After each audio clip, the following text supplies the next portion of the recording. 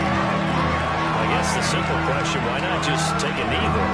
I don't understand either why you would take any sort of a chance. We've seen it happen in the game of football. It doesn't matter whether you watch high school, college, or the NFL. Some people get a little greedy, try to get that extra running play in, and it can backfire on them. And Allen's got it. And they'll work it inside the 15-yard line before it's all said and done.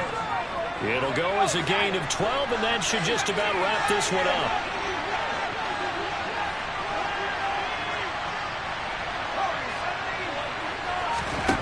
Herbert. Throw right side is into the hands of his tight end, Everett.